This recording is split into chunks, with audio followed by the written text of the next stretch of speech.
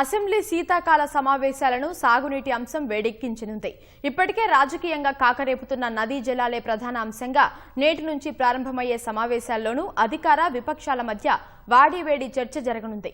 తొలి రోజు దివంగత మాజీ ఎమ్మెల్యేలు రామిరెడ్డి దామోదర్ రెడ్డి, కొండా లక్ష్మారెడ్డిలకు సంతాప తీర్మానాలు సహా కొన్ని బిల్లులకు సంబంధించిన పత్రాలను సభలో ప్రవేశపెట్టనున్నారు. అసెంబ్లీ శీతాకాల సమావేశాలు ఇవాళ్టి నుంచి ప్రారంభం కానున్నాయి. శాసనసభలో దివంగత మాజీ ఎమ్మెల్యేలు రామిరెడ్డి దామోదర్ రెడ్డి, కొండా లక్ష్మారెడ్డి, శాసన మండలిలో మాజీ ఎమ్మెల్సీలు మాధవరం జగపతిరావు, అహ్మద్ పీర్ షబ్బీర్లకు సంతాపం ప్రకటిస్తారు. ఇవాళే కొన్ని బిల్లులకు సంబంధించిన పత్రాల్ని సభలో ప్రవేశపెట్టనున్నారు.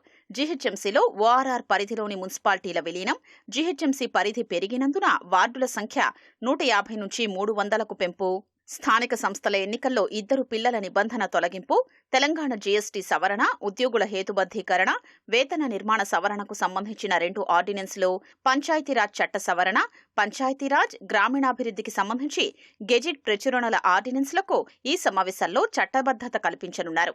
Telangana Samagra Shiksha audit report, Telangana PM school for rising India audit report, ఉద్యాన అభివృద్ధి సంస్థ వార్షిక లెక్కలు తదితర పత్రాల్ని అసెంబ్లీలో ప్రవేశపెడతారు.